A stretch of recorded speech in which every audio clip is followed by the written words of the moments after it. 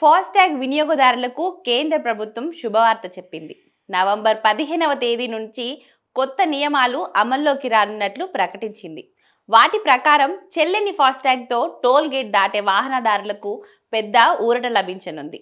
ముఖ్యంగా ఏదైనా వాహనానికి ఫాస్టాగ్ లేకపోయినా, లేక అది చెల్లకపోయినా, అది పనిచేయకపోయినా సాధారణ టోల్ రుసుము కంటే కేవలం 1.25 రేట్లు మాత్రమే అదనంగా చెల్లించి టోల్ గేట్ దాటవచ్చు.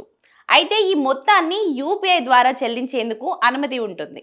ప్రస్తుతం చెల్లుబాటు అయ్యే ఫాస్టాగ్ లేని వాహనదారులు సాధారణంగా ఉండే టోల్ ఛార్జీ కంటే రెట్టింపు జరిమానాను నగదు రూపంలో చెల్లించాల్సి వస్తుంది. ఈ కొత్త నిర్ణయం ద్వారా ఆ భారీ జరిమానా భారం నుంచి వాహనదారులకు విముక్తి లభిస్తుందని దీపక్ దాస్ నివేదించారు. ఇక ఉదాహరణకు ఫాస్టాగ్ ఉన్నవారు 100 చెల్లిస్తే ఫాస్టాగ్ లేని వారు నగదు రూపంలో 200 చెల్లించాలి. కానీ యూపీఐ ద్వారా చెల్లిస్తే కేవలం 125 చెల్లిస్తే సరిపోతుందని సర్కార్ స్పష్టం చేసింది. ఇక ఫాస్టాగ్కు సంబంధించి ప్రభుత్వం తీసుకున్న మరో ముఖ్యమైన నిర్ణయం టోల్ వసూలు వ్యవస్థలకు సంస్థకు బాధ్యతలు పెంచేలా ఉంది.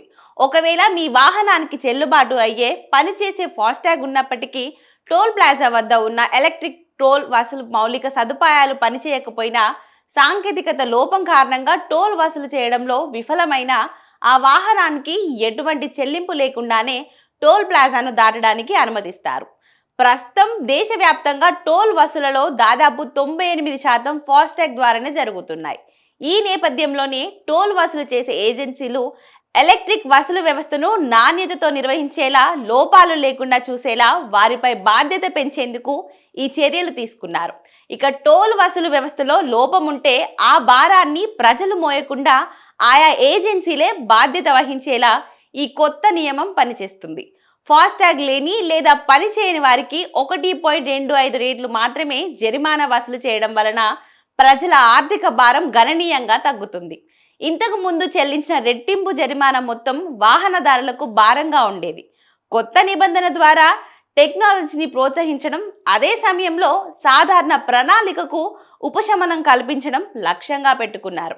ఇక మరోవైపు చెల్లుబాటు అయ్యే ట్యాగ్ ఉన్నప్పటికీ సాంకేతికత సమస్యల వల్ల చెల్లింపు జరగని పక్షంలో ఉచితంగా అనుమతించడం వలన టోల్ ప్లాజా నిర్వహణ సంస్థలు తమ ప్రణాళికలు ఎల్లప్పుడూ సక్రమంగా పనిచేసేలా చూసుకుంటాయి.